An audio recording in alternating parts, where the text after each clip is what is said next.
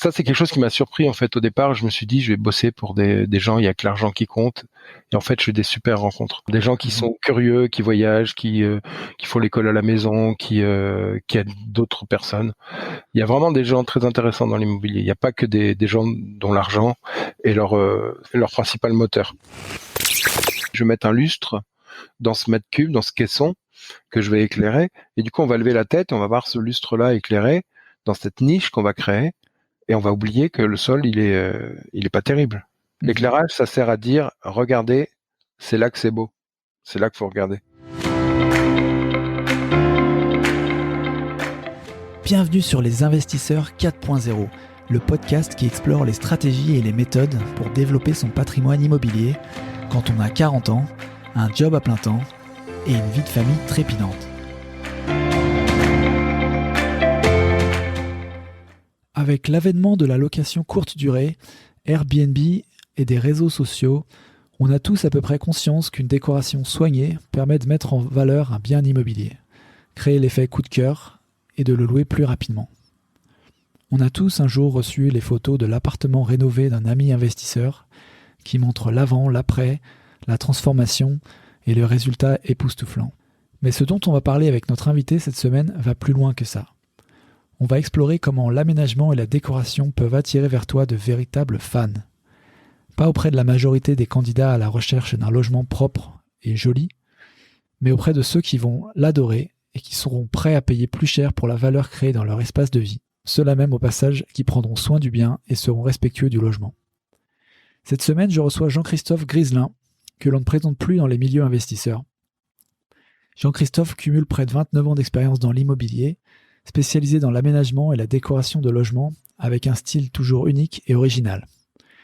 Dans cet épisode, tu apprendras pourquoi il te faut sortir du style scandinave ou industriel si tu veux te démarquer, comment utiliser les défauts apparents d'un bien et les retourner pour en faire un avantage concurrentiel, comment utiliser l'éclairage pour guider le regard du prospect, comment aussi donner l'illusion de créer un logement sur mesure et trouver des fans parmi ses clients. Tu verras aussi dans cet épisode comment Jean-Christophe parvient à partager son temps entre ses projets pro et ses responsabilités de père de ses 5 enfants. Si tu n'as jamais participé à la rénovation-décoration de ton appart, ou que tu cherches à doper ton rendement avec une décoration époustouflante, alors cet épisode est fait pour toi. Je t'avoue que je ne connaissais pas vraiment Jean-Christophe avant cet entretien. J'ai découvert, en plus d'un expert dans son domaine, un homme chaleureux et profondément humain, qui n'hésite pas à se mettre à nu ou à partager ses anecdotes croustillantes. Tu vas donc te régaler. Mais avant de commencer, si tu n'es pas encore abonné à ce podcast, fais-le dès maintenant, avant de te lancer dans ta séance de sport, avant de prendre le volant. C'est très simple et te permettra d'être prévenu de l'arrivée du prochain épisode. Ok, c'est parti, place à notre entretien avec Jean-Christophe Griselin. Salut Jean-Christophe. Salut Paco. Écoute, ça me fait plaisir que tu sois là. Merci d'avoir accepté de participer au podcast des investisseurs 4.0. Merci à toi. Et peut-être pour commencer, est-ce que tu peux te présenter aux quelques personnes qui ne te connaisseraient pas encore? Alors, donc moi j'ai 47 ans, 5 enfants. Je fais de la décoration haut rendement pour les investisseurs immobiliers. Et ça fait très longtemps que je suis dans l'immobilier parce que étant étudiant, j'ai acheté une grange que j'ai rénovée sans rien y connaître. Hein. Internet n'existait pas, c'était un petit peu lourd. Et donc j'ai vraiment appris sur le tas. Et parallèlement, j'ai fait des études d'archi intérieur. J'ai enseigné aussi comme prof de dessin pendant 15 ans. Et il y a que récemment, il y a 2 ans et demi, que j'ai démissionné pour me consacrer entièrement à ma passion qui était l'immobilier et surtout la déco pour les investisseurs immobiliers.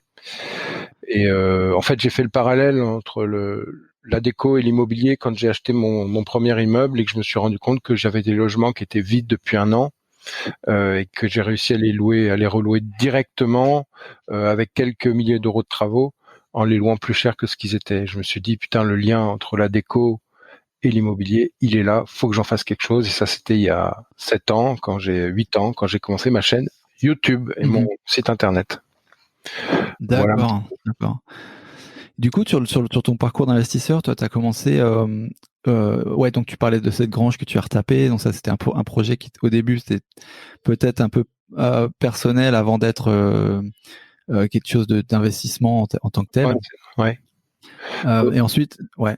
Ensuite, quand j'ai revendu cette grange-là, déjà on a eu un procès parce qu'il y avait rien qui était conforme, j'y connaissais rien. Hein. On a quand même pu racheter un appartement, mais mal acheté, au mauvais endroit, mal loué. Tu vois, j'avais tout faux en fait. Et c'est que petit à petit, j'ai rénové plusieurs résidences principales, que j'ai commencé à me perfectionner, à regarder un peu les débuts d'Internet, et puis depuis là, perfectionner vraiment ma déco haut rendement, où je vais accompagner les investisseurs tous les jours avec des nouveaux projets. Et là, là, t'apprends beaucoup plus vite parce que après, t'as un regard de hacker, c'est-à-dire que je vais jamais dans un lieu, dans un hôtel, dans un resto, je regarde pas une vidéo sans me dire, oh là, comment ils ont éclairé là, ah ça rend bien là, pourquoi ça rend bien. Et je crois que c'est cette curiosité qui va m'amener à des résultats vraiment différents. D'accord. Ça, tu l'as vu, tu disais plutôt après au niveau de tes immeubles de rapport, hein, quand tu as investi dans un immeuble de rapport. C'était dès l'achat, c'était dans un but de faire de l'investissement immobilier ou c'était Ouais, si tu veux, à l'époque, il y avait que les vidéos d'Olivier Seban qui tournaient, et puis je me suis dit, bah écoute, pourquoi pas? Je vais essayer. Alors pareil, on n'était pas du tout bancable. On a réussi à acheter vraiment sur une erreur du banquier. Il s'est gouré en lisant les chiffres du salaire de ma femme. Et, ouais. et donc, je te jure, et quand on est arrivé à la banque, le banquier, il nous dit, ah bon, on s'est trompé, ça passe pas. Sauf que Crédit Logement, on avait le papier Crédit Logement qui nous cautionnait, et on a bluffé en allant voir notre premier banquier qui nous avait dit non, en disant, bah vous savez, on a une autre banque qui nous prend, regardez, on a le papier. Et du coup, il a revu notre proposition et il a accepté de nous financer. Donc, c'était vraiment un coup de bluff. Et c'est un immeuble où on faisait 12% de rendement, quoi. Donc, on a vraiment bien fait d'acheter cet immeuble-là. Mais des fois, il faut forcer un peu le destin, tu vois. D'accord, ouais, donc en fait c'était donc tu l'as financé en fait en une grosse enveloppe donc à quasi 100%, j'imagine. Donc tu avais besoin de ce prêt, il y avait pas moyen que tu puisses toi avec tes fonds Non, on l'a financé à rattraper le coup, quoi. 110% avec les frais de notaire. On a tout Ouais, financé. d'accord. En fait, on est famille d'accueil, on accueillait des bébés nés sous X. Et quand tu es famille d'accueil, tu touches par exemple 2000 euros de salaire, mais t'en déclares que 400 parce que l'enfant te coûte. Donc tu déduis la nourriture, les transports, etc. Donc c'est un peu une fleur que nous fait l'État. Sauf que nous, on a déclaré 2000 euros de salaire à la banque et eux, ils prennent en compte que c'est 400. Voilà ce qui a fait le delta et voilà pourquoi on n'était plus finançable du jour au lendemain. D'accord, ok. Donc tu achètes cet immeuble, là bon, tu te dis je vais juste le rénover, mais je vais comme j'ai écouté sur YouTube avec Olivier Seban, et là je fais une rénovation, une mise en location et je vais gagner un peu d'argent avec, quoi. C'était ton optique Ouais, à l'époque. j'ai toujours pensé à l'immobilier. Je sais que mon arrière-grand-père, il avait acheté toute une rue et il, il voulait donner le nom de la rue, nom de famille de mon grand-père à la rue. Et je me suis dit à 40 ans, je serai indépendant, je serai investisseur immobilier. J'ai toujours dit ça, c'est drôle. Et donc j'achète Mhm. ça pour le louer, mais j'achète ça dans une petite ville où il y a beaucoup de chômage, beaucoup de logements libres et donc beaucoup de concurrence. Et le Mhm. moyen que j'ai trouvé, ça a été d'essayer de faire un truc plus que propre plus une âme.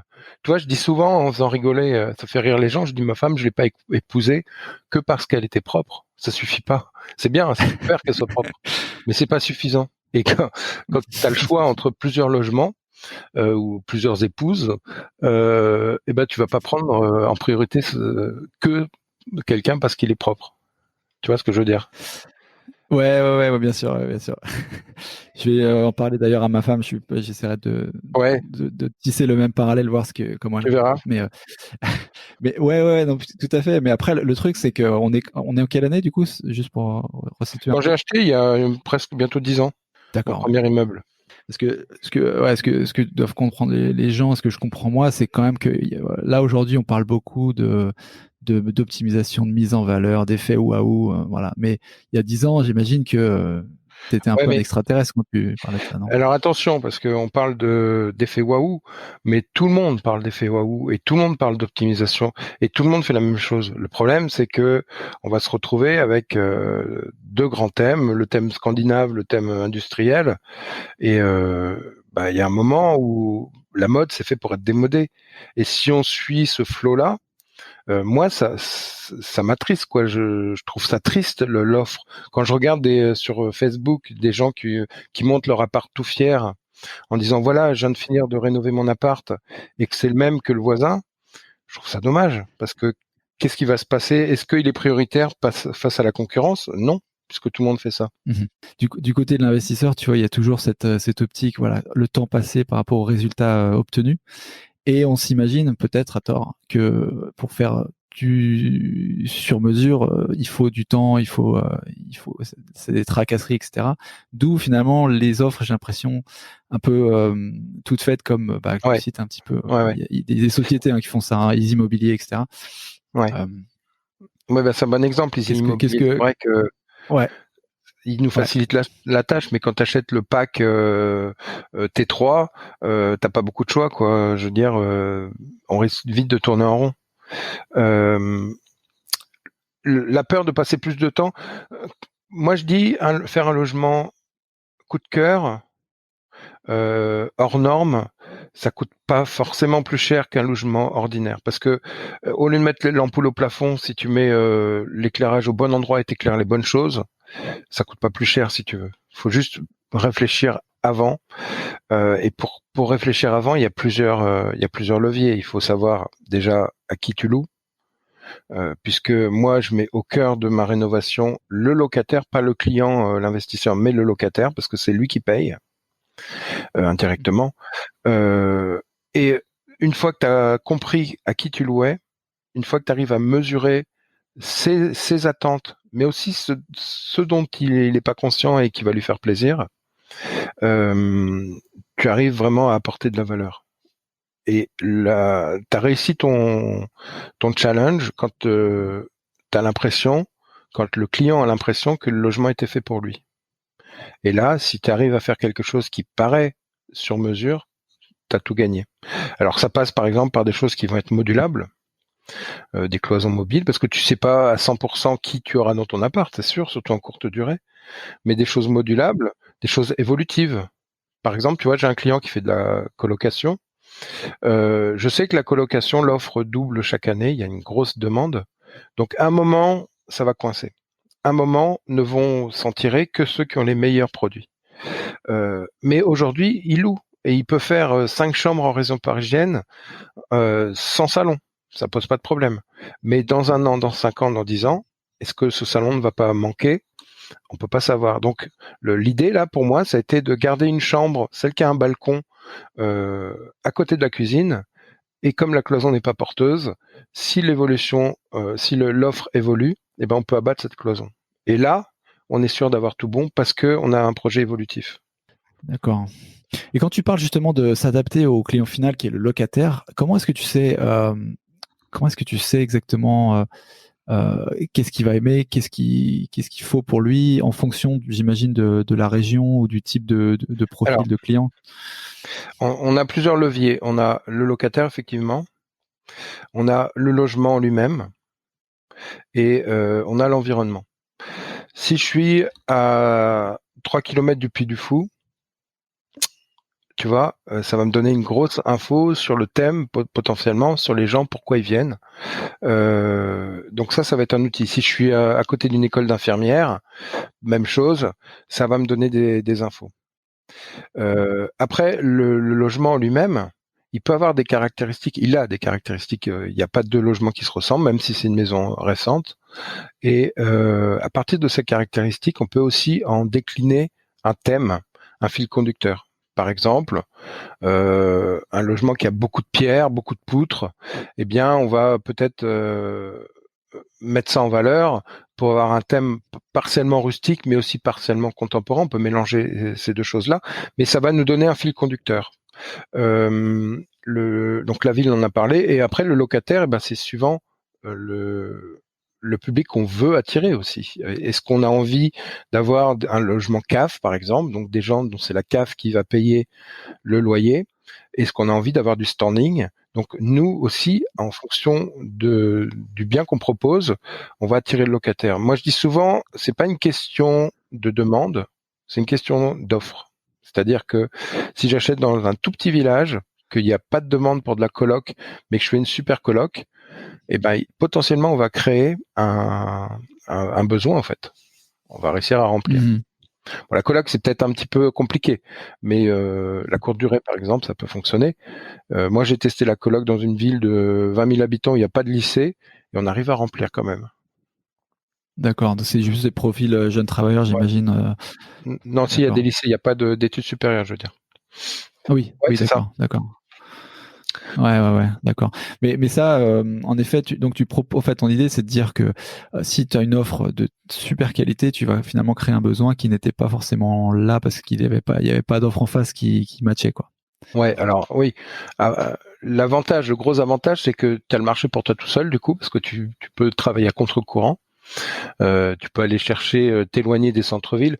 En fait, moi, j'appelle ça la stratégie de la verrue, c'est-à-dire que je prends un quelque chose qui a un défaut et je le mets en avant ou je l'utilise. Et ça permet d'avoir quelque chose qui a beaucoup plus de personnalité. Et du coup, ça permet de créer un marché en dehors de la mode et en dehors de ce que les gens recherchent habituellement, les investisseurs en tout cas. Du coup, tu le payes moins cher, mais tu arrives à louer aussi cher que le bien qui va être qui aura pignon sur rue à 2 pas du tramway. Mhm. Tu auras des exemples à ce niveau-là, parce que je pense un peu au classique qu'on voit pas mal sur les réseaux aussi, avant, après, le fameux avant dans son jus, évidemment, avec les meubles de mamie et les rideaux et Alors, et voilà. Mais je te donne j'imagine que un tu parlais exemple. d'autres choses, quoi. Ouais. J'ai un client qui habite Haïti. C'est un petit bonhomme qui est très gentil, qui est très humble. Et c'est génial parce que ses profits, ils vont dans sa famille là-bas. Et donc je sais que j'ai œuvré pour nourrir une famille. Au-delà, c'est pas du tout un public. Ça, c'est quelque chose qui m'a surpris en fait au départ. Je me suis dit, je vais bosser pour des gens. Il y a que l'argent qui compte. Et en fait, je fais des super rencontres. Euh, ça c'est énorme. Des gens qui Mhm. sont curieux, qui voyagent, qui font l'école à la maison, qui aident d'autres personnes. Il y a vraiment des gens très intéressants dans l'immobilier. Il n'y a pas que des gens dont l'argent est leur principal moteur. Bref, donc ce petit bonhomme-là, il achète un appartement près d'un aéroport. Donc on a des nuisances sonores. Donc il y a le bruit des avions, évidemment. La première idée, c'est il y a du bruit, euh, on, on va mettre du triple vitrage. Mais ça coûte cher et on entendra toujours un peu les avions. Donc on va masquer le défaut, on va le gommer. Et moi, ma stratégie, c'est de jouer avec. Mon client, je lui ai dit, les gens qui viennent, ça va être beaucoup de voyageurs qui ils sont déjà dans le voyage ou ils reviennent de l'avion. On va leur offrir ce qu'ils sont venus chercher, c'est-à-dire un petit peu de rêve, un petit peu de voyage. Donc, j'ai trouvé une image d'un avion qu'on a imprimé en grand sur un mur, un avion un petit peu oblique, on voit une aile, et l'aile de l'avion, je l'ai prolongée avec le plan de travail. Donc, du point de vue de la chambre, quand on arrive, on a l'impression que l'aile est en 3D, et en fait, c'est le plan de travail. Donc, je me suis servi de ça. Et une fois que tu as ton fil conducteur, d'ailleurs, elle est sur mon bandeau, sur ma chaîne YouTube. Vous verrez, c'est l'image qui est à droite. On voit l'aile de l'avion. Une fois que tu as ton fil conducteur, tu peux le dérouler. C'est-à-dire que, par exemple, la lampe, qu'est-ce qu'on peut mettre comme lampe? Je suis allé chercher un vieux casque d'aviateur sur eBay que j'ai payé 15 balles avec des lunettes, et puis on met une ampoule dedans. Le lit, on va le rétroéclairer en dessous pour qu'on ait l'impression qu'il vole en reculant les pieds qu'on les voit pas. Sur les fenêtres, au lieu de mettre des rideaux, on va imprimer des cartes du monde. On va utiliser une malle en table basse, etc. On va avoir tout ce discours-là de l'avion, de l'aviateur. On va mettre des miroirs en forme de hublot.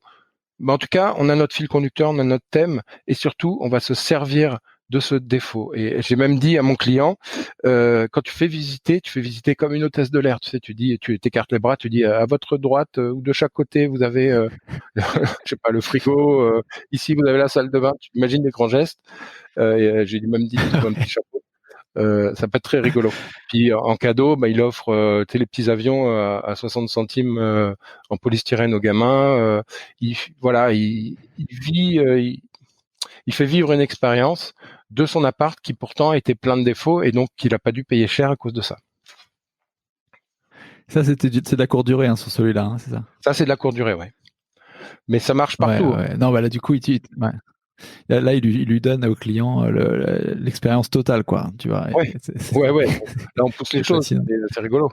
Ouais, tout à fait. Non, ça c'est pas une. Enfin, c'est super intéressant de savoir qu'on peut retourner complètement. C'est un peu la méthode sumo, quoi. En fait, on utilise le poids de l'adversaire et on le retourne, quoi, contre lui, quoi. Ouais. On peut dire. Exactement. Et j'en ai plein des je peux t'en donner d'autres. Je sais pas, par exemple, un client qui veut aménager une salle d'eau et une chambre dans ce qui lui reste de son immeuble qu'il a rénové.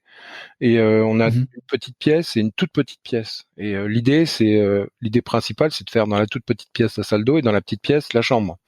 Mais je lui dis, tu sais, en courte durée, tu risques d'avoir des commentaires négatifs en disant, on peut même pas faire le tour du lit, la pièce est pas très grande, tu vois, des trucs négatifs. Or, moi, je prends le problème à l'envers. Je me dis, si on faisait dans la toute petite pièce la chambre, on fait une alcôve, on fait une estrade, comme ça, on a l'impression de rentrer dans une roulotte ou dans un lit avec des rideaux pour les amoureux. Et de l'autre côté, on a une belle salle d'eau luxueuse. Et là, l'artisan, il voulait pas le faire. Et pourtant, il cartonne avec son truc parce que on a pris le problème à l'envers. Essayer au lieu de cacher, de dissimuler ou de pas dire, justement, on le met on l'affiche en plein. Et je te garantis qu'il aura aucun commentaire en disant la chambre est petite puisque c'est une alcôve, c'est une chambre, tu vois. Et en plus, en remontant le plancher, on a récupéré de la hauteur en bas où c'était très bas, on a pu récupérer de l'espace dans la pièce du dessous, comme il a tout l'immeuble. Mais c'est pas intuitif. Des fois, il faut aller contre. C'est ça que j'apporte aussi, c'est le recul, parce que quand on est dans un bien, on voit l'aménagement existant et on a du mal à se dire s'il n'y avait pas cette cloison-là ou si on... Et donc, souvent, mes clients, ils sont un peu chamboulés parce que moi, je mets un coup de pied dans la fourmilière et je dis, et si on faisait ça? Est-ce que vous avez pensé à ça? Putain, là, le client, il se dit, bah non. Et puis, bah pourquoi pas? Tu vois, et grâce à mon logiciel 3D, là, SketchUp, ça permet de se rendre compte de ce que ça peut donner. Et c'est un bon argument. Parce que même moi, des fois, j'ai du mal à voir et je dis on verra sur SketchUp et sur SketchUp, on bouge les meubles, on change, on tourne et quand on a le déclic, des fois ça dure 1 heure. Pendant 1 heure, on ne sait pas comment aménager cette pièce-là.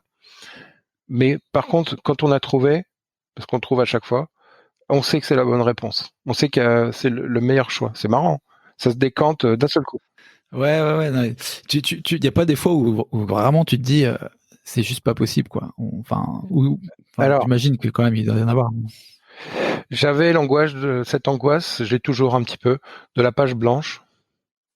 Des fois, tu as un bien, il est bien, il a été rénové, il est intéressant, tu vois, il y a pas de travaux à faire, et le client, il a quand même besoin de moi pour apporter ce coup de cœur. Et ma première idée, des fois, c'est que je me dis, bah c'est pas mal quand même. Alors après, je vais pas forcément donner, faire des travaux pour faire des travaux, tu vois. Mais ça m'est jamais arrivé de pas trouver des améliorations à faire.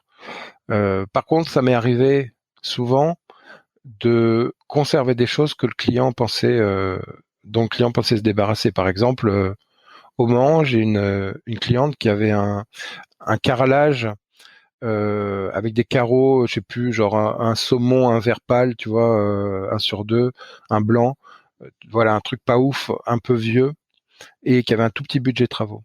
Et là, je me suis servi de ce carrelage-là en me disant, écoute, on a ça, on va faire une déco vintage. Il suffit qu'on mette un frigo, tu sais, les frigos de couleur là avec une poignée chromée, et on va pouvoir dérouler notre thème vintage, et du coup notre carrelage il va s'adapter. Donc, des fois, tu vas faire des économies en conservant un truc moche qu'on pensait virer. D'accord. Là, il y avait un contexte aussi environnement autour du bien pour faire un truc comme ça, comme pour l'aéroport, ou c'était juste simplement ouais. Bah oui, oui, là c'était le contexte. C'était mon client qui avait un petit budget, et puis c'était l'immeuble qui avait cette caractéristique. Et on arrive à ce dilemme, est-ce que je le garde, est-ce que je l'enlève? Et il y a une autre stratégie aussi quand on garde. Souvent, je garde des sols, des carrelages qui sont blancs, qui sont pas ouf, mais on va complètement Mhm. l'oublier ce carrelage parce que au plafond, je vais découper 1 mètre cube et je vais le remonter dans le grenier. Et je vais mettre un lustre dans ce mètre cube, dans ce caisson que je vais éclairer. Et du coup, on va lever la tête, on va voir ce lustre-là éclairé dans cette niche qu'on va créer, et on va oublier que le sol, il est pas terrible. Ça sert à ça Ouais, l'éclairage. donc tu orientes le regard aussi, quoi. Exactement. Mhm. L'éclairage, ça sert à dire, regardez, c'est là que c'est beau. C'est là qu'il faut regarder. Ce qui paraît quand même un peu ouf quand tu imagines comme ça, parce que tu te dis, voilà, on est quand même des êtres humains raisonnés, intelligents, et quand on voit un lieu, on sait, on voit un lieu, quoi. Peu importe où on éclaire, si la salle, voilà. Les gens, ils ont pas d'imagination, souvent. Ils ont du mal à se projeter. Et toi comme moi, on est manipulé tout le temps. Tout le temps, on est manipulé. On se dit un iPhone, c'est qu'un téléphone. Pourtant, on aime bien son design et on est prêt à mettre plus cher parce qu'il a un beau design. Il faut pas croire. On est manipulé. Le coup de cœur, on est tous sensibles. Et du coup, enfin, par rapport à ce que tu disais, tu sais, de la décoration personnalisée, à contrario des modèles scandinaves et industriels. Mhm. Est-ce que, enfin, moi instinctivement, je me dis que, enfin, le risque de ça, c'est que on soit trop dans le personnalisé et que les gens ne puissent pas se projeter. Tu sais, on dit toujours, voilà, faites quelque chose pour que les gens puissent se projeter, se sentir chez eux, Ouais. parce que ça va être chez eux finalement. Qu'est-ce que tu pourrais répondre à ça, tu vois, sur Ouais, ça? là tu mets le doigt sur un truc important. Est-ce que toi t'es déjà rentré dans une chambre d'hôpital en disant waouh, j'adore? Non, assez Pourtant c'est rarement. neutre, c'est blanc, c'est saumon, c'est jaune pâle, c'est neutre. Moi ce que je veux, Mhm. ça c'est très important, je veux pas que 100% des gens adorent. Je m'en fous. Ce que je veux, c'est que sur 100%, il y en ait un. Alors c'est pas le cas, il y en a plus qu'un, hein, je te rassure, mais il y en ait un sur 100% qui aime pas, il y en ait un qui adore. Et c'est lui qui va payer plus cher. Et c'est lui qui va avoir le coup de cœur. Alors la proportion, c'est peut-être 8 sur 10, tu vois. 8 qui adorent. Donc c'est énorme. Et j'ai pas besoin d'avoir 100%. Tu comprends? J'ai besoin d'avoir des fans, mais pas des Mhm. gens qui s'en fichent un peu en fait. Ouais, c'est pas mal. Ok, bon bah il y a quoi d'autre? Non, c'est pas ça. C'est je veux celui-là. Tu comprends? Ça, tu peux pas l'obtenir en faisant du tout blanc, en faisant du propre. Propre, pour moi, c'est pas suffisant. D'accord. Mais pour le coup, il faut le faire sur des zones où il y a suffisamment effectivement de demande pour trouver cette une personne passionnée et pouvoir remplir quand même, quoi. Euh, ouais, mais tu sais, ma déco, elle est assez universelle, c'est-à-dire que comme j'utilise des choses qui sont pas figées dans le temps, elle s'adresse aussi aux gens qui ont un peu d'âge, qu'aux jeunes, qu'aux étudiants.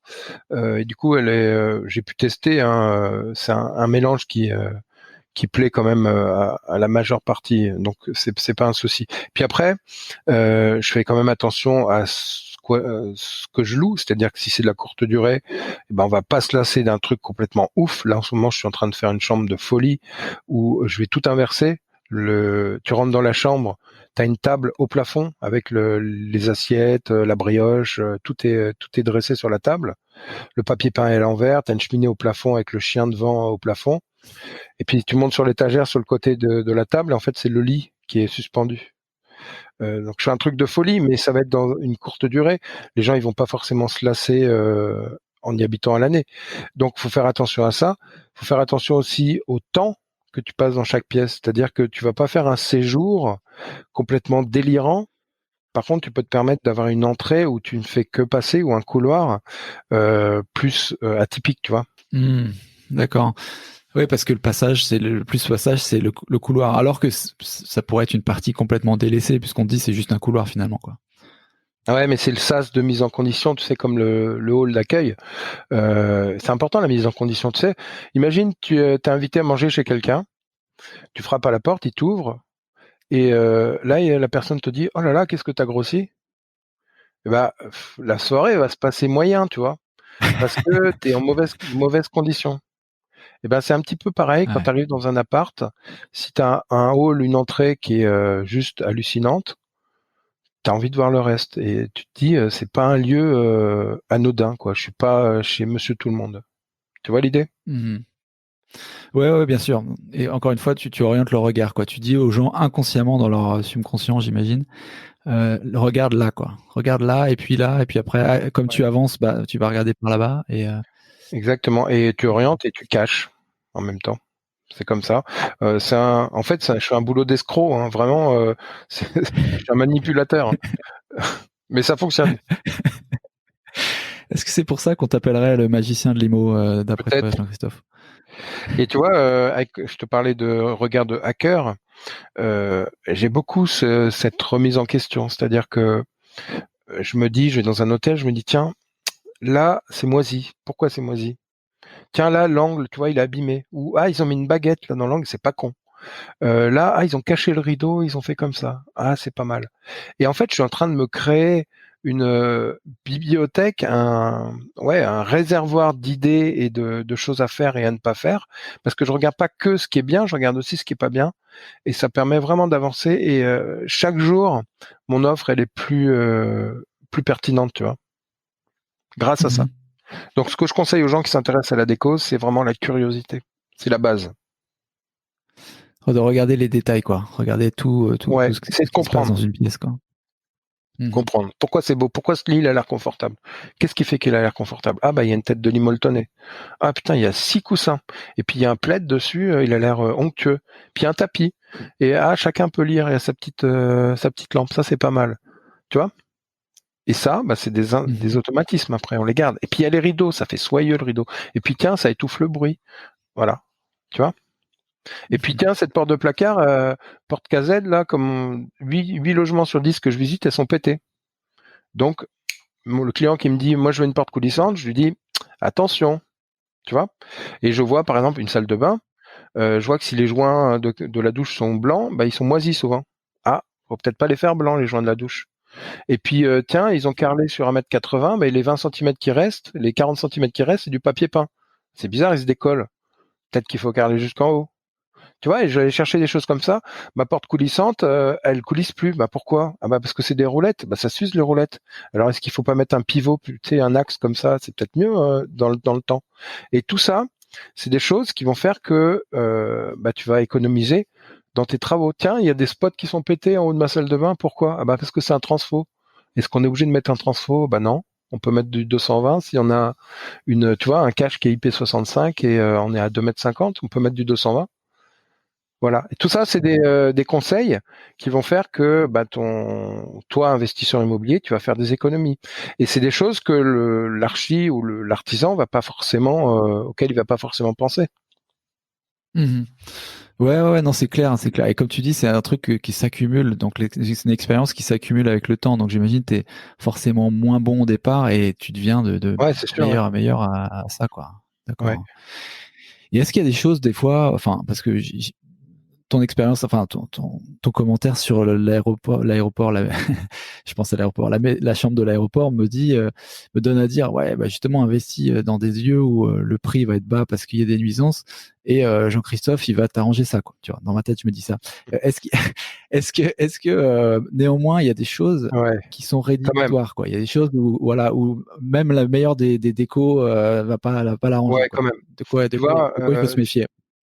si tu achètes une maison sur un rond-point, t'as beau faire autant de travaux que tu veux, ce sera toujours une maison sur un rond-point. Donc, faut quand même faire attention à ça. L'environnement, vraiment les nuisances sonores. Euh, il prendra pas beaucoup de valeur, toi, une maison au bord de l'autoroute, quoi que tu fasses, tu vas peut-être perdre de l'argent, donc faut quand même faire attention à ce qui est perfectible et ce qui est inexorable, quoi, ce sur quoi on peut rien faire. Donc ça, c'est quand même intéressant. Tu peux acheter pas cher une maison parce que, j'en sais rien, parce que le toit est à refaire ou et toi, tu vois la solution. Parce que c'est petit volume et que tu vois que tu peux abattre des pièces. Mais acheter pas cher parce que tu es sur la route, ça, c'est compliqué. Hmm. Ouais.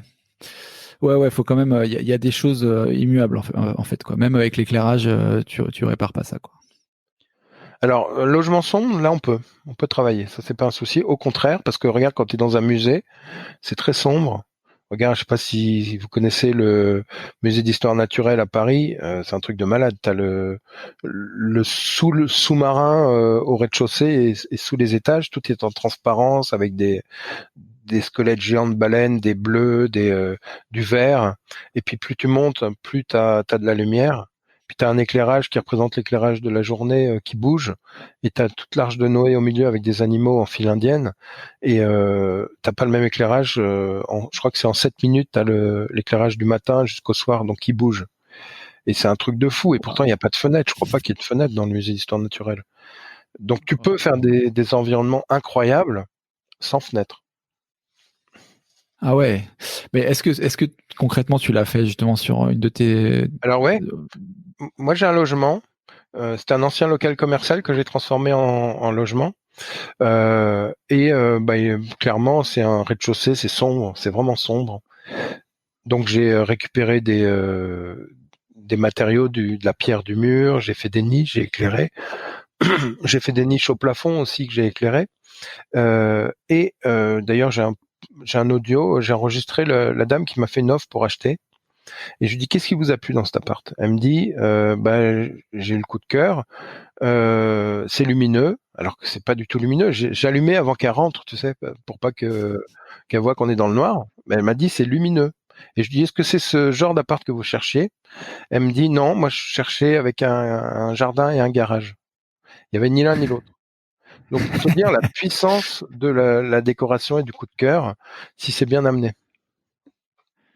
Et il y avait des effets comme dans au musée d'histoire naturelle ou c'était vraiment Ouais, c'est ça. de Il y avait l'éclairage? D'accord. des niches qui étaient éclairées. En fait, quand t'éclaires un logement, c'est hyper important l'éclairage.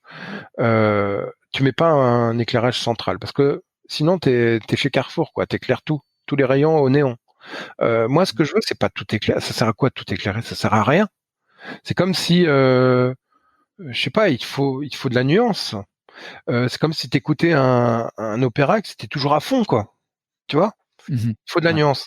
Et donc quand tu as un éclairage à mettre, déjà c'est pas je mets un éclairage pour éclairer, c'est qu'est-ce que je fais à quel endroit et comment j'ai besoin d'y voir clair. Ce qui est pas pareil. Par exemple, voilà, sur mon plan de travail, j'ai besoin d'y voir clair. Donc là, on va mettre peut-être des spots, quelque chose qui crache bien. Dans ma cuisine aussi, sur ma table basse de mon salon, par exemple, je peux avoir besoin de faire un Scrabble ou de manger. Donc, je peux avoir une lampe peut-être mobile sur un pied qui éclaire ponctuellement. Je peux aussi pouvoir lire dans mon canapé. Donc, peut-être que derrière moi, je vais avoir une petite lampe. Euh, j'ai besoin d'y voir clair quand je traverse mon couloir. Mais est-ce que j'ai besoin d'avoir Versailles? Pas forcément. Ça peut être des éclairages pour me déplacer, donc juste au pied, par exemple, ou qui vont éclairer des tableaux, puisqu'il faut que j'éclaire, autant éclairer quelque chose qui mérite d'être vu. Donc au lieu de mettre des spots au plafond, je peux très bien avoir trois cadres qui, eux, sont éclairés avec leur propre lumière, qui vont faire une lumière d'ambiance et qui vont raconter une histoire tout en faisant leur rôle, c'est-à-dire signaliser pour pas qu'on se prenne les pieds dans le tapis. Mhm. Et ça, en termes de coût pour l'investisseur, c'est pas beaucoup plus cher que le reste Bah pour écoute, l'éclairage? si tu l'anticipes au bon moment, au moment où tu fais de l'électricité, non. Des fois, tu as des saignées à faire, mais c'est toujours pareil. Moi, j'ai des astuces. Par exemple, quand tu rénoves, on peut faire un mi-bois, à mi-hauteur, une boiserie à mi-hauteur, je veux dire, sur par exemple 1,20 m. Alors c'est pas mi-hauteur, normalement c'est 2 tiers, 1 tiers. Donc une boiserie, c'est-à-dire des planches verticales sur 1,20 m par exemple, avec une petite planche au-dessus pour finir. Et dans cette boiserie, on va passer toutes les prises de la rénovation. Et on va aussi s'en servir pour poser dessus des tableaux ou un éclairage indirect au-dessus qui va éclairer le mur où on va récupérer la pierre, par exemple. Hein. Mais ça peut permettre de faire qu'une partie des choses, des travaux. Et surtout, on va en même temps parler luxe, parce qu'on n'a pas parlé standing, mais comment est-ce qu'on apporte du standing?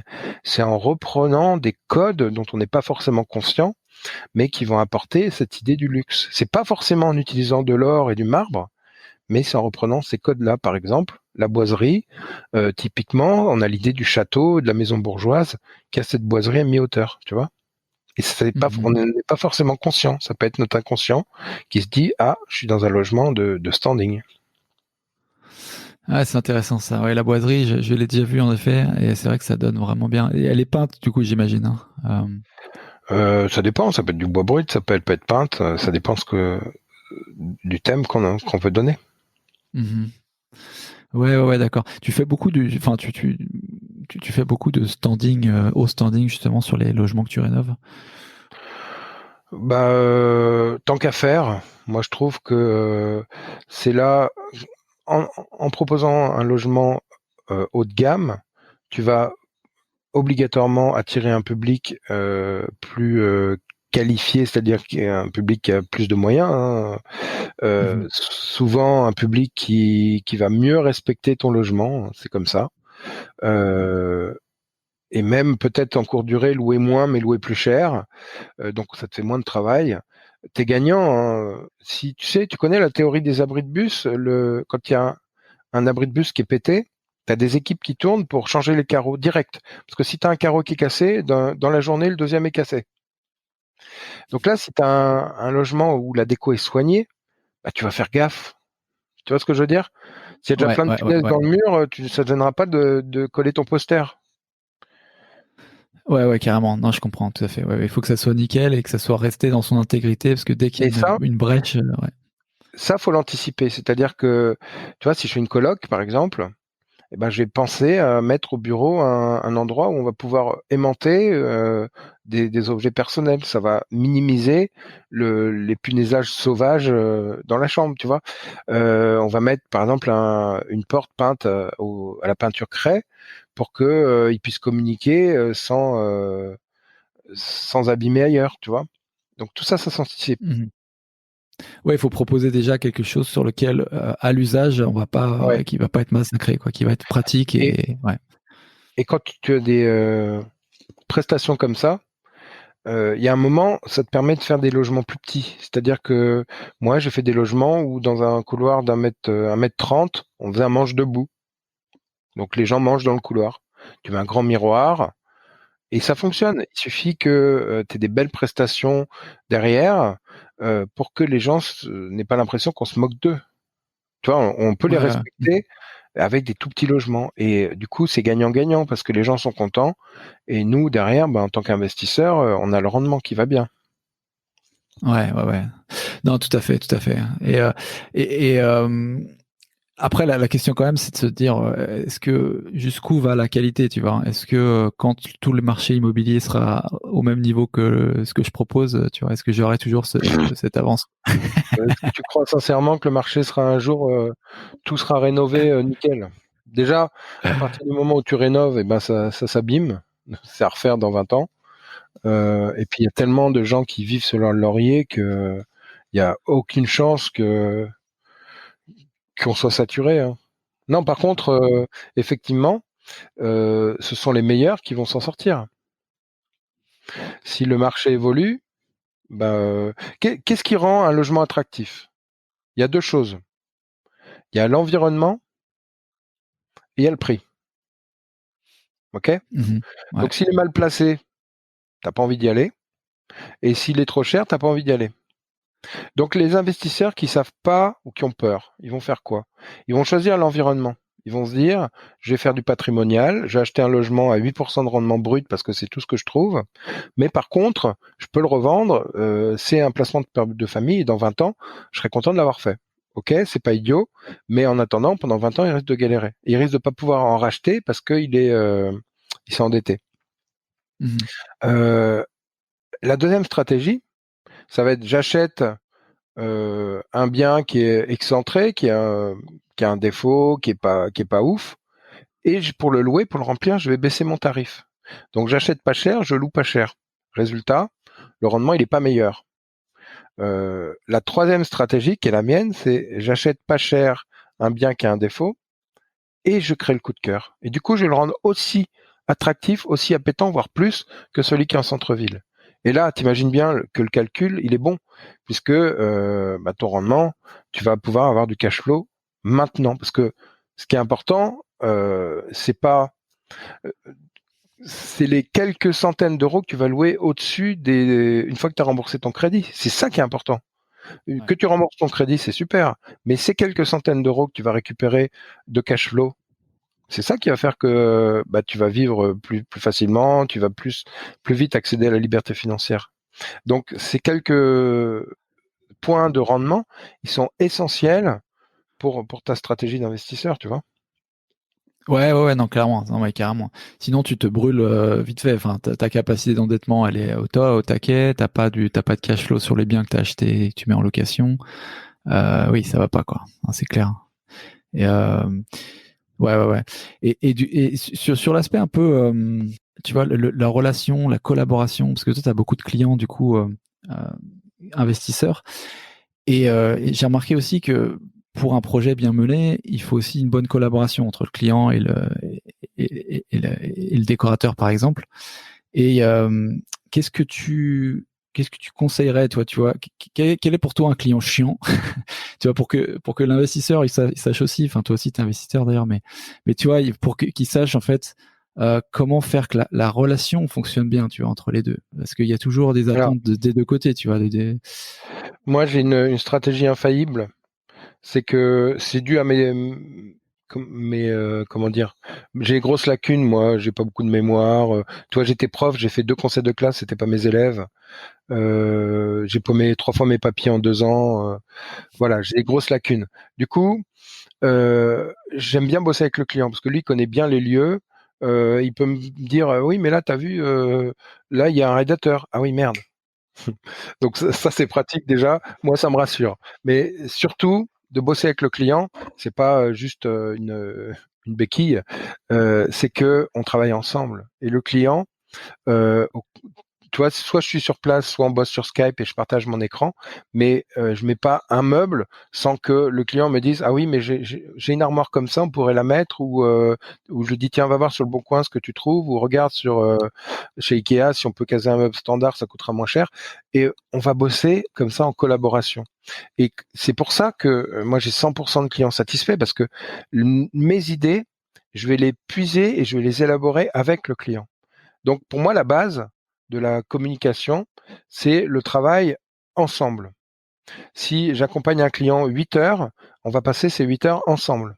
Je fais pas 10 minutes tout seul Mhm. mon projet. C'est vraiment, il faut qu'il ait du temps dispo parce que c'est notre projet, c'est un projet qu'on fait ensemble. Et pour moi, c'est vraiment la base, l'écoute, cet échange pour avoir quelque chose qui colle. Mhm.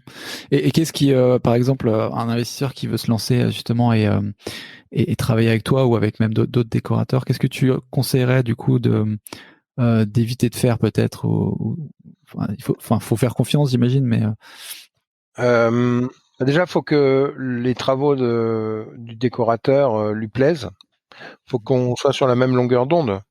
Faut qu'il y ait un bon contact qui passe, ça c'est important.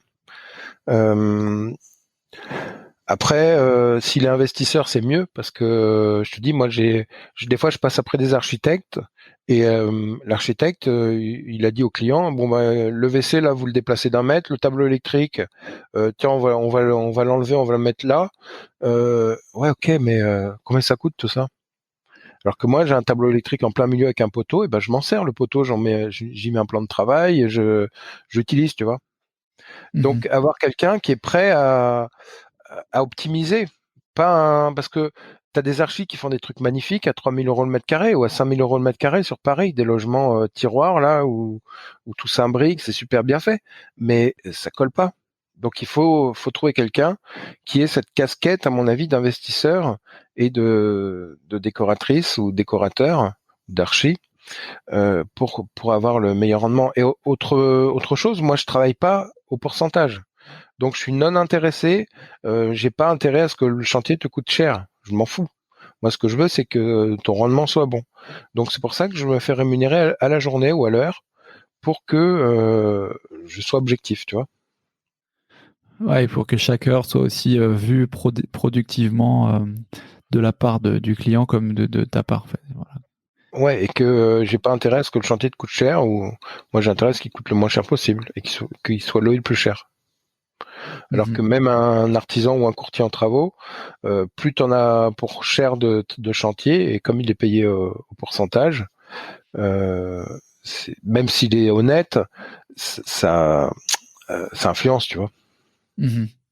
Ouais, bien sûr. Et avec tous les chantiers avec lesquels tu travailles en ce moment, et tous les clients que tu as, etc., j'imagine, toi, en tant qu'investisseur perso, t'as du temps encore pour, pour t'investir là-dessus ou... Ouais, j'ai du temps parce que, en fait, je me suis fait vraiment mon business sur mesure. En fait, j'ai vraiment adapté. Tu vois, j'étais un peu trop parti. Je me suis dit bon, ben, je vais augmenter un peu le coût de mon déplacement parce que je préfère être en famille. Et du coup, je fais un petit peu plus de Skype. Donc, je me suis vraiment fait mon emploi du temps sur mesure, quelque chose qui me correspond pour avoir du temps. J'ai 5 enfants, hein, pour avoir du temps pour être un peu là et puis travailler sur mes projets perso aussi parce que je fais des projets tellement atypiques. Voilà, j'ai acheté un bus pour en faire une maison mobile, faire un tour d'Europe. Je me suis construit ma vie sur mesure alors qu'avant j'étais prof. Prof, on a l'impression qu'on est libre, tu sais, on n'a pas l'inspecteur tous les 4 matins, qu'on fait ce qu'on veut, mais waouh, la liberté quand tu démissionnes, c'est chaud, hein. C'est Ouais, énorme. tu sens que tu dépendais de quelque chose à ce moment-là, quoi. Ouais, c'est clair. Ouais. Que t'étais Ouais. pas... Et tu vois, cette liberté, tu l'as quand tu investis en immobilier.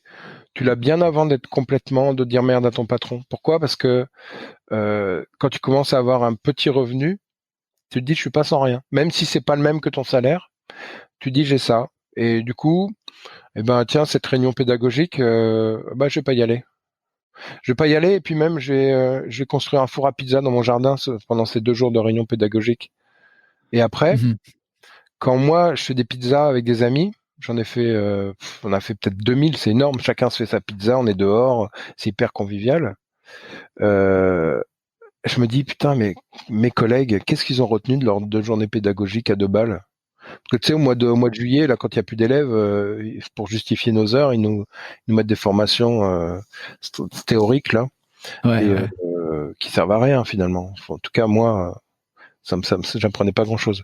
Et donc, d'avoir cet immobilier derrière, ça te permet d'être un petit peu de libre et puis de prendre un petit peu de recul parce que voilà, parce que t'as ce revenu parallèle. Et comment, quand tu as démarré un petit peu, enfin, tu as transitionné du coup, euh, comment ça a été pour gérer à la fois donc la vie de famille, parce qu'en effet, tu vois, 5 enfants, ça doit pas être rien à gérer, et de te lancer dans tes projets perso qui étaient aussi assez chronophages finalement, tu vois. Peut-être que. Bah, surtout que j'ai beaucoup été dans les travaux. Je suis un gros bosseur quand même. J'ai racheté une école. C'est l'ancienne école où était ma fille en tant qu'élève en maternelle. C'est rigolo. Qui fait 400 mètres carrés. Et cette école-là, on a fait une vente longue, donc on avait 6 mois pour l'habiter. Donc moi j'étais prof. Et donc en 6 mois, il fallait que ce soit agréé par l'ASE, c'était la DAS, pour les enfants qu'on accueillait. Et donc, eh bien, j'avais 6 mois pour savoir si ma femme allait garder son boulot ou pas, simplement. Et moi, j'ai fait tomber tous les planchers en torchis des 3 étages parce que je me suis dit, je veux une maison pas bioclimatique, mais qui soit pas un gouffre à chauffer. Et j'ai fait des planchers chauffants sur les 3 étages. J'ai tout rénové en 6 mois, alors que j'étais prof. Donc, des fois, je passais la nuit sur mon chantier. Je dormais 2 heures et j'allais bosser. Donc, gros boulot. Mais j'optimise beaucoup en associant mes enfants à mes projets. C'est-à-dire qu'ils sont souvent avec moi en coaching. On fait des trucs super ensemble. On fait de l'urbex. On fait quand on est sur la route. L'urbex, pour ceux qui ne savent pas, c'est l'exploration des lieux abandonnés. On fait, je me souviens avoir tiré un feu d'artifice en pleine nuit. J'ai transformé ma voiture en camping-car. On fait des trucs un peu atypiques qui font que des fois j'y vais en moto. Euh, donc je profite beaucoup de mes enfants au sens pas au sens profiter d'eux, mais je suis avec eux de façon un par un, tu vois. Et ça me permet d'avoir un moment privilégié avec eux. Donc c'est comme ça que j'ai réussi à privilégier, à m'organiser et pas trop faire de concessions par rapport à ma vie de famille en les associant. Et aujourd'hui, Hugo, qui a 22, il a acheté sa maison, il a rénové, d'ailleurs j'en ai fait une vidéo, et ça y est, il est investisseur. Il a travaillé 1 an. Et je sais même pas s'il va retravailler le reste de sa vie. Tu vois? C'est incroyable. C'est Ouais. incroyable de se dire ça. Ouais, à C'est un beau 22 ans, bagage qu'on transmet. Il y a bien ça sûr. aussi, hein, dans l'immobilier. Il y a Mhm. l'exemple qu'on donne. Moi, je me lève le matin en me disant, j'ai envie de donner à mes enfants l'envie de grandir. Mhm. Et tu leur transmets finalement cette envie d'indépendance, cette envie de faire J'essaye, ouais. ce que tu aimes tous les jours, quoi. J'essaye. Après, ils sont sur 5, ils sont pas tous le même caractère, hein, mais en tout cas, j'essaye. Mais quand tu dis associer tes enfants à tes projets, c'est que du coup, tu allais sur les chantiers avec tes enfants carrément ou pas du Ouais, tout? ouais, ouais. Et tu vois, une fois, par exemple, Noé qui avait 12 ans, il est sur un chantier, je suis avec un client, on discute. Bon, bah la porte, on la met là. Non, faudrait la mettre là. Là, c'est mieux. Là, c'est mieux. Puis Noé il nous dit, bah, il n'y en a plus besoin de porte puisque vous faites un sas. Et là, on se regarde comme deux couillons en se disant, putain, il a raison. Et voilà, ils participent, quoi. Ils sont pas, euh, ils sont acteurs. Ouais, Ils ouais, comprennent non, les choses. c'est une bonne Quand façon on a de acheté voir. notre immeuble, Mhm. je sais plus si c'était Noé ou Élise qui était petite, ils couraient partout en disant, ça c'est à nous, oui. Ça c'est à nous, oui. Et le jardin c'est à nous, oui. Mais mais vous l'avez acheté, oui. Bah vous dites qu'on n'a pas de sous. Je leur dis, bah c'est le locataire qui paye. Ah bon? Bah oui. Tu veux faire quoi quand tu seras grand? C'était Ah, rigolo, ils couraient partout, tu sais. Ça c'est à nous, ils en revenaient pas. Ouais, ouais, ouais, c'est vrai. Et c'est vrai que, enfin, moi, j'y pense que je suis jeune papa, hein, mon fils a 9 mois, donc je suis carrément loin, loin de ça encore. Mais quelque part, on pense toujours, on pense que on se met à la place en fait de l'enfant et on pense pas forcément tel que lui le pense. Et tu vois, par exemple, moi, instinctivement, je me dirais, ouais, ça va les ennuyer les enfants, je vais pas les associer avec ça, c'est mon travail, on va séparer le travail de la famille. Et je trouve ça du coup intéressant que toi, tu en fasses en fait une sorte de terrain de jeu pour eux, quoi. Euh, Ouais, après, moi je suis un passionné, donc j'aurais du mal à séparer. Moi je pense déjà à ma prochaine courte durée la nuit, hein, tu sais. Je vais faire un truc de malade, je vais faire un thème, je te le dis, c'est un scoop. Je vais faire un thème fin du monde, je crois. Je vais faire dormir mes gens dans un vieux Saviem, dans un garage dont je vais casser le plafond qui sera très haut, avec l'idée que c'est que tout soit détruit, mais propre et pratique. Mélanger les deux. Imagine la baie vitrée, je mets une grille devant avec de la végétation. Je vais faire un truc de ouf, je pense. Peut-être de l'eau qui tombe du plafond, ce serait la douche, on va voir. Donc tu vois, je suis en, déjà là-dedans. en Donc mode bunker, quoi, je peux pas finalement. dissocier, c'est pas possible. Mais bon, on regarde des vidéos de gens qui ont aménagé des bus le soir, voilà, ils le savent, hein. Ouais, ouais, ouais, non, bien sûr. Non, non, mais après, quand je dis ça, c'est plutôt dans un ton un peu intéressé et admiratif parce que en effet, c'est pas de l'exploitation dans le sens où pour l'enfant, c'est peut-être tout simplement une autre aventure. Il se met pas dans la tête tout ce que toi, les préoccupations que tu as dans la tête de est-ce que ça va être rentable, est-ce que je vais réussir, etc. Mais pour lui, il en fait son terrain de jeu, quoi. Donc je peux comprendre que Mais finalement. Ouais. et puis tu sais, j'ai quand même une stratégie que j'utilise en immobilier, mais aussi au quotidien. Par exemple, le fait de transformer un handicap en atout. Ce matin, Noé qui a 14 ans, il loupe son bus. Donc il vient dans mon bureau, j'avais 3 quarts d'heure après, j'avais un rendez-vous. Donc tu vois, j'étais un peu pressé. Il vient, il me dit, j'ai loupé mon car. Je me lève, je prends mon bonnet, mon manteau, la décapotable ouverte. Alors que tout le monde doit se dire, il a il a sa capote en panne, c'est pas possible. Et là, je l'emmène à l'école avec la musique à fond, en respirant l'odeur du matin. Il y avait le lever de soleil avec une brume. Et je prends mon pied et je reviens. Jamais je lui ai dit, Noé, quand même, merde, pars à l'heure. Non, c'était comme ça. C'est un acquis. Il est en retard, je l'amène, c'est normal. Et pourquoi ne pas en faire un moment de plaisir, tu vois? Mhm. Ouais, non, c'est super intéressant ce que tu dis, parce que ça m'arrive des fois aussi, j'ai une journée de merde et je me dis, mais quelle merde dans ma tête. Et ensuite, enfin, j'ai lu ça quelque part aussi, que genre, si tu te dis que la journée c'est une journée de merde, elle sera Bah forcément une oui, journée de merde. Et si tu dis exactement le contraire, genre, mais quelle merveilleuse journée alors que t'as les et pieds c'est dans la vrai, merde hein, finalement. c'est vrai. Tu sais, ce que j'ai fait moi plusieurs années, je suis parti en vacances avec mes enfants en radeau. J'ai fabriqué des radeaux avec des bidons. J'ai mis un petit moteur de Zodiac. Alors on se déguisait en pirate. On partait 5 jours sur notre radeau. On construisait des trucs. La dernière année, on l'a fait grand. On a même dormi sur le radeau. Il y a même une fois, on est parti. On était 8 gamins et 5 adultes sur le radeau par un tout petit moteur de Zodiac. Et déguisés en pirate, on était les rois du monde. On était à 4 bornes de chez nous. On se baignait dans l'eau où on n'avait pas le droit de se baigner. On braconnait des pauvres poissons qu'on trouvait dans les nasses des fois. Je me souviens d'une île où on a débarqué le soir, il commençait à faire nuit, c'était que des ronces. Et on y allait à la machette, on s'est taillé une petite place pour mettre nos tentes. Sur cette île-là, on était accosté juste à côté. Bon, il y avait une chouette qui ululait là, et puis on s'est fait un poulet à la broche. Et ça, c'est un truc, mais personne fait ça. Les gens, ils louent des pénichettes à 1500 balles la semaine, et c'est les mêmes gamins qui nous regardent avec des yeux ronds en se disant « Ouah, la chance, il y a des pirates !» Mais la vie, tu la crées, tu vois. Ouais, tout à fait. Et là encore, Et j'imagine, c'est sortir du sentier battu parce que les images dans les médias de la réussite et de vacances réussies, c'est pas forcément ça. C'est les yachts, c'est les trucs de bah, tu riches. vois, ma frangine qui fait de l'hypnose, mais elle est aussi c'est une businesswoman. Elle gagne 10 fois ce que je gagne. Elle me dit ça va pas l'image que tu présentes.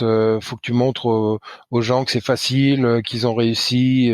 Ben non. Moi, j'ai pas peur de montrer des selfies ou des stories où je suis plein de poussière dans les travaux parce que c'est la réalité et les gens ils s'identifient ou pas. Mais je préfère être plus simple Mhm.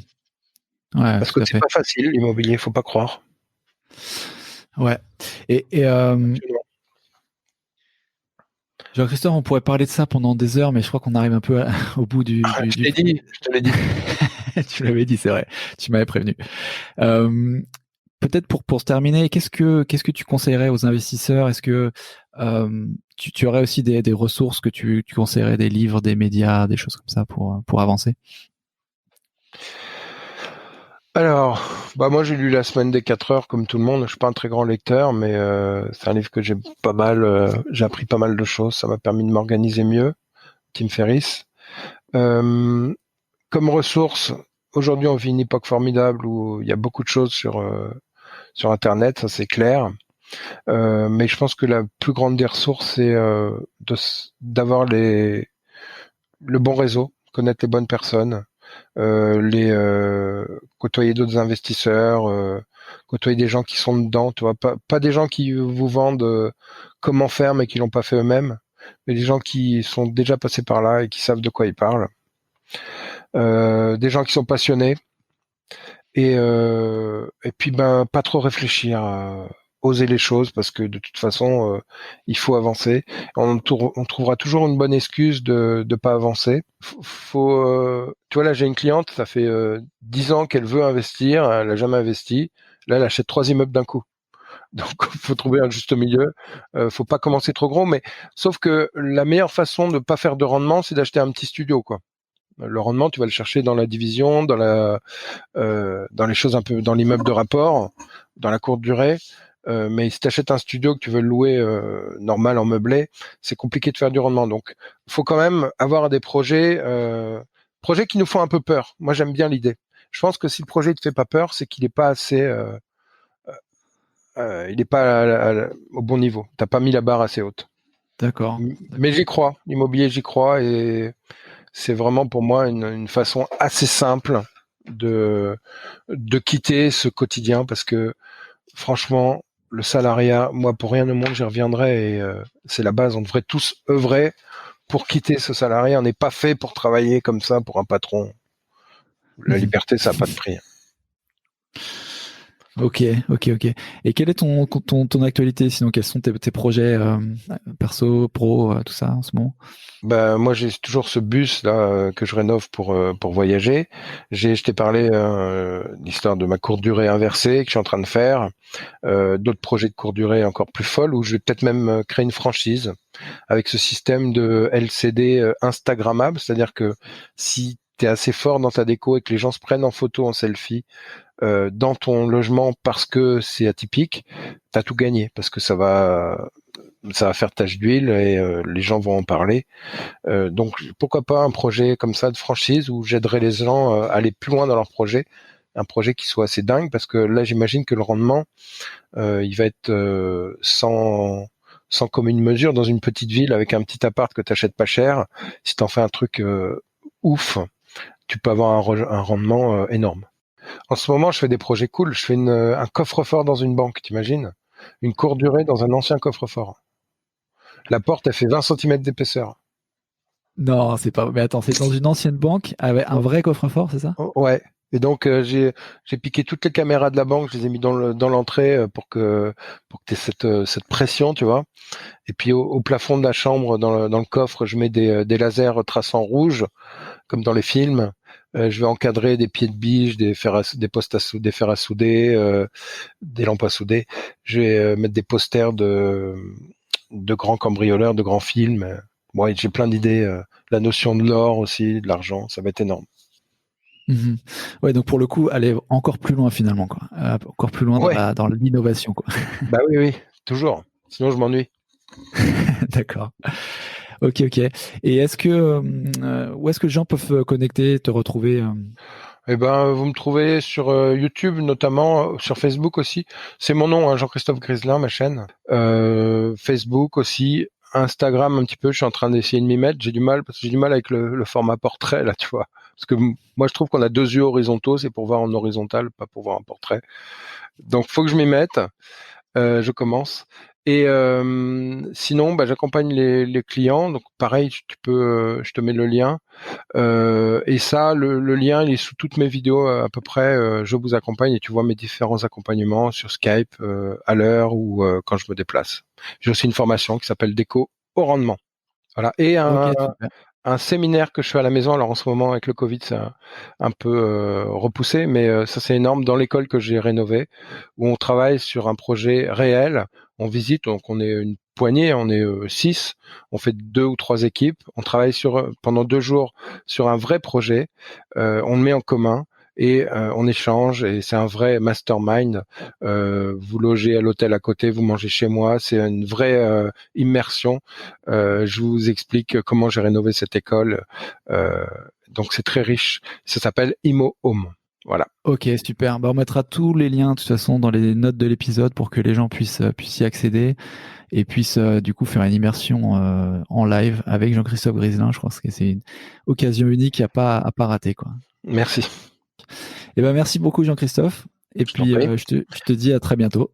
Ouais, ça marche. Merci pour ton accueil. Voilà, c'est tout pour cette semaine. Merci de m'avoir suivi jusqu'ici. J'espère que cet épisode t'a plu et t'a apporté de la valeur. Si c'est le cas, n'oublie pas de partager ce podcast autour de toi. Ça aiderait vraiment à faire connaître ce podcast au maximum de personnes et me donnerait aussi la motivation pour continuer à t'offrir toujours le meilleur contenu. Tu peux aussi me faire part de tes commentaires, tes suggestions éventuellement, en m'écrivant à paco@investisseur40.com et je serai ravi d'échanger avec toi. Merci encore pour ton soutien et une très bonne fin de semaine à toi. Ciao!